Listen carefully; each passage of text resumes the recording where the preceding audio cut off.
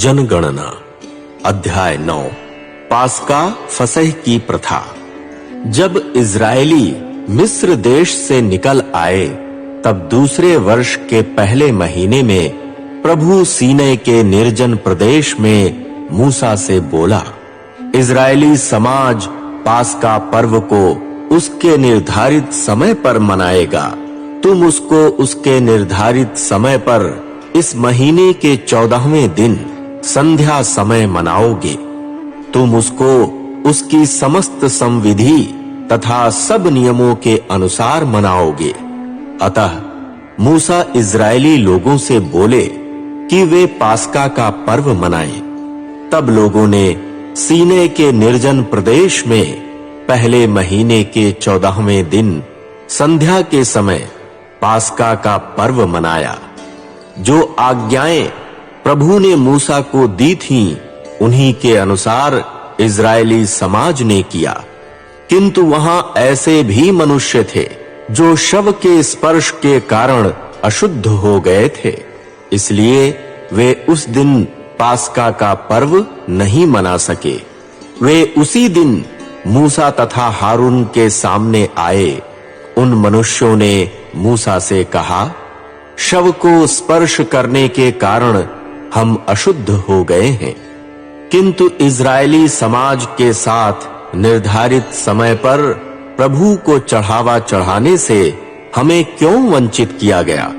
मूसा उनसे बोले, ठहरो, मैं यह सुनूंगा कि प्रभु तुम्हारे लिए क्या आज्ञा देता है।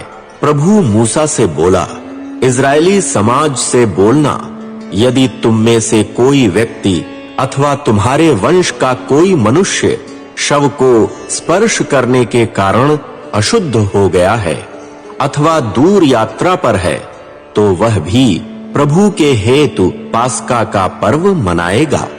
ऐसे मनुष्य दूसरे महीने के 14वें दिन संध्या के समय उसको मनाएंगे। वे पास्का के बलि पशु के मांस को बेखमीर रोटी एवं कड़ुए साग पात के साथ खाएंगे। वे उसमें से कुछ भी सवेरे तक नहीं छोड़ेंगे और न बलि पशु की कोई हड्डी तोड़ेंगे। वे पास्का की समस्त संविधि के अनुसार उसको मनाएंगे। किंतु वह व्यक्ति जो शुद्ध है और यात्रा पर नहीं है, फिर भी पास्का का पर्व नहीं मनाता है, तो वह अपने लोगों से नष्ट किया जाएगा, क्योंकि उसने प्रभु का चढ़ावा उसके निर्धारित समय पर नहीं चढ़ाया। वह अपने पाप का भार स्वयं वहन करेगा। यदि तुम्हारे साथ कोई प्रवासी व्यक्ति निवास करता है और वह मुझ प्रभु के हेतु पास्का का पर्व मनाना चाहता है, तो वह पास्का की संविधि एवं नियमों के अनुसार ही ऐसा करेगा। देशी तथा प्रवासी दोनों के लिए एक ही संविधि होगी। निवास स्थान के ऊपर मेघ। जिस दिन प्रभु का निवास स्थान खड़ा किया गया, उस दिन उसको साक्षी के तंबू को एक मेघ ने आच्छादित कर लिया। वह संध्या के समय निवास स्थान के ऊपर अग्नि के सदृश दिखाई दिया और वह सवेरे तक दिखाई देता रहा। ऐसा निरंतर होता रहा। दिन के समय मेघ उसको आच्छादित कर लेता था और रात के समय अग्नि के दर्शन होते थे। जब तंबू के ऊपर से मेघ उठा लिया जाता था, तब इजरायली प्रस्थान करते थे। जिस स्थान पर मेघ ठहर जाता था, वहां इजरायली पड़ाव डालते थे। इस प्रकार प्रभु के आदेश के अनुसार इजरायली प्रस्थान करते थे। वे प्रभु के आदेश के अनुसार पड़ाव भी डालते थे। जितने दिन तक मेघ निवास स्थान के ऊपर ठहरा रहता था, उतने दिन तक वे पड़ाव डाले रहते थे।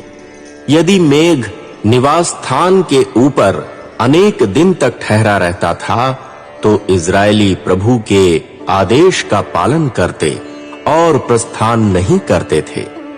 कभी मेघ कुछ दिन तक निवास स्थान के ऊपर ठहरता था, तब वे प्रभु के आदेश के अनुसार पड़ाव डालते और प्रभु के आदेश के अनुसार ही प्रस्थान करते।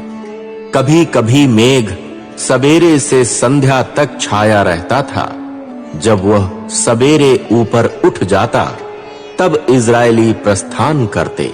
यदि वह एक दिन और एक रात छाया रहता, तो जब वह ऊपर उठता था, तब ही वे प्रस्थान करते थे।